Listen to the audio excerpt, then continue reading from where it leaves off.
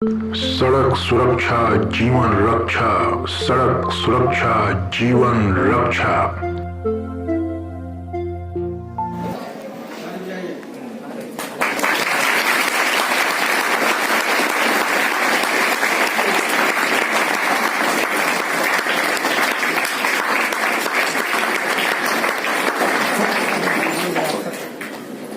एक बैच सर्वोदय कुमार जो हमारे प्रमुख संदर्भ व्यक्ति हैं उनको लगा करेंगे। संजय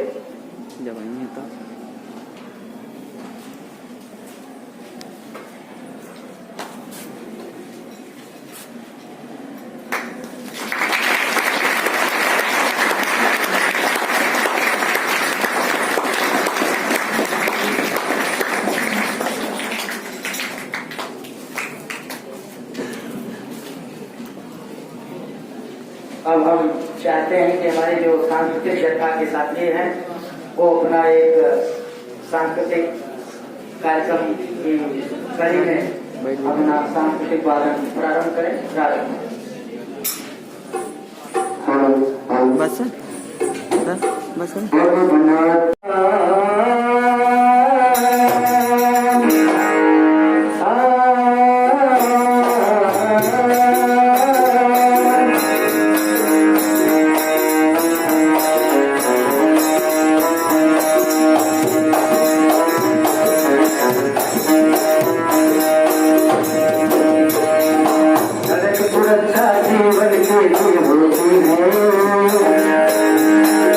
सड़क सुरक्षा जीवन के लिए होती है।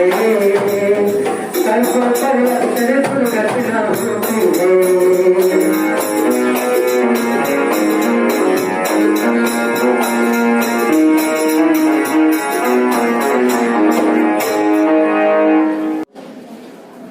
नेहरू समाज उत्थान सेवा समिति के सभी सदस्यगण,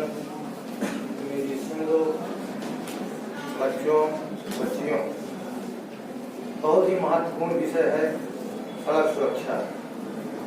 और इसके ये संस्था जो आज विद्यालय में ये संदेश लेके आई है, सबसे पहले मैं हृदय से कोटि कोटि धन्यवाद दे रहा हूँ संजय भाई साहब को।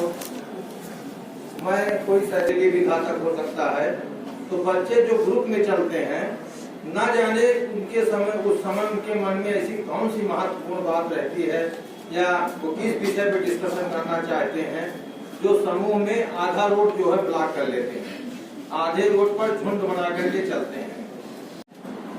मैं सबसे पहले इस सड़क सुरक्षा जागरूकता कार्यक्रम कराने वाली संस्था नेहरू समाज उत्थान सेवा समिति मुरौली को धन्यवाद देता हूँ कि उन्होंने इस कार्यक्रम को इस विद्यालय में रखा और इस कार्यक्रम के माध्यम से हमारे बच्चों को, हमारे समाज को, हमारे लोगों को एक ज्ञान और एक जागरूकता प्राप्त हो रही है। इसी कड़ी में आपको संगीत के माध्यम से भी कुछ थोड़ा बहुत ज्ञान दिया गया। अभी सत्यम जी ने भी आपको थोड़ा कुछ बताया और भी लोग आपको बताएंगे। मैं केवल बहुत कम शब्दों में आपको बहुत छोटी सी चीज बताने के लिए यहाँ पे आया हूँ। वो ये है कि आप और नवयुवक जो भी हमारे देश का युवा है वो हमारे देश का भविष्य है। अगर उसको क्षति होती है तो हमारे देश को क्षति होती है, क्योंकि युवा जो है वो इस देश का एक मानव संसाधन है। मानव संसाधन एक ऐसा संसाधन है जिससे बड़ा संसाधन आज तक इस दुनिया में कोई बना नहीं है, क्योंकि मानव ही जितने भी संसाधन है सबका उपयोग करता है, सृजन करता है और विनाश करता मानव ही है। उससे बड़ा संसाधन कोई नहीं। अगर इस संसाधन को क्षति होती है, इस संसाधन की क्षति होती है, और वो भी आज की जो संख्या है दुर्घटना की सड़क पर वो युवाओं की ज्यादा है। 10 जो युवाओं का है दुर्घटनाओं में वो ज्यादा है। तो इसलिए हम अपनी सूझबूझ से दूसरों को भी बचा सकते हैं और स्वयं को बचा सकते हैं। तो आज के समय में हम भी जागरूक अपने विचार से, अपने मन से, अपने शरीर से, अपनी शैक्षणिक योग्यता से अपने मस्तिष्क से इन चीजों को अपने दिमाग में बैठा लें कि हमें सड़क पर जैसे भी चलना है, जब भी चलना है, जिस प्रकार भी चलना है, वो सुरक्षित होकर के चलना है। हेलमेट लगा होना चाहिए। मैंने अक्सर देखा है कि बच्चे जब आते हैं विद्यालय की ओर या विद्यालय से घर जाते हैं तो सड़कों पर तीन लाइन पे बगल बगल पैरेलल चलते हैं। 3 बच्चे लगातार पैरेलल चलते हैं। उससे होता क्या है, जब आप आगे चल रहे हैं, पीछे से कोई ओवरटेक आपको करता है, उसको जब जगह नहीं होगी तो किनारे वाले बच्चे को या तो लड़ा के आगे निकलेगा या तो गिरा के आगे निकलेगा। और उससे होगा क्या, या तो आप दिव्यांग बनोगे या आप जो है तो किसी बड़ी दुर्घटना का शिकार हो जाओगे।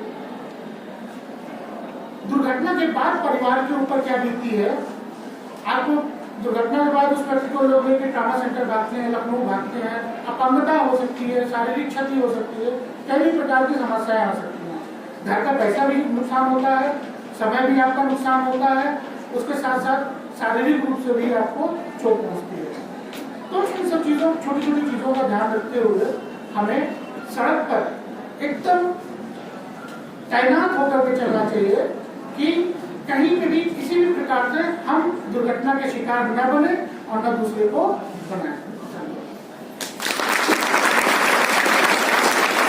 सड़क पे चलते हुए हमें आनंद तो भाई पक्की रोड है, उबड़ खाबड़ नहीं है, कहीं हमें खेतों के द्वारा उबड़ीले पथरीले जमीन पे नहीं चलना है।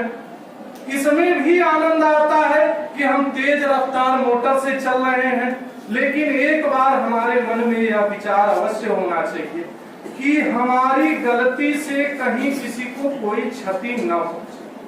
इस बात का ही हमें ध्यान रखना है और उससे भी ज्यादा इस बात का ध्यान रखना है कि जिस माता पिता ने हमें सुबह तैयार करके विभिन्न आकांक्षाओं इच्छाओं से हमें भेजा है कि हमारा पुत्र या हमारी पुत्री या हमारी बालिका विद्यालय जा रही है, पढ़ने के लिए जा रही है, पढ़ के शाम को लौटेगी, बहुत थकी हारी होगी, भूखी होगी, कुछ हमसे मांगेगी कि हाँ मम्मी थोड़ा सा भोजन ला दो।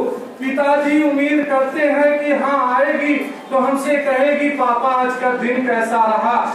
और ये सभी इच्छाएं अगर हम ध्यान में रहता है हमारे, तो उससे पहले हमारे लिए छोटा सा आप लोगों से निवेदन है कि ये ध्यान में होना चाहिए कि हमें सुरक्षित चलना है। कहीं हमारी गलती से उन माता पिता के इच्छाओं को कोई ऐसा आहत न लग जाए कि जिसका पछतावा उन्हें जीवन भर भुगतना पड़े। बस यही मैं इतना ही कहना चाहता हूँ कि अपनी भी सुरक्षा करनी है, अपने परिवार की भी करनी है, और हम जिस समाज में या जिस राष्ट्र में जीवन निर्वाह कर रहे हैं, जो राष्ट्र हमारे आधार पर खड़ा है, उस राष्ट्र के आधार को भी बचाना है और उस राष्ट्र के आगे भी हितों की हमें सुरक्षा करनी है।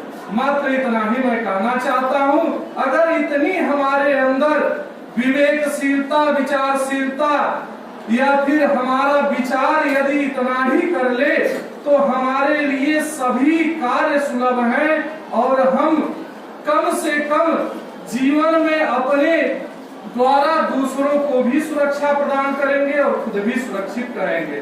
धन्यवाद।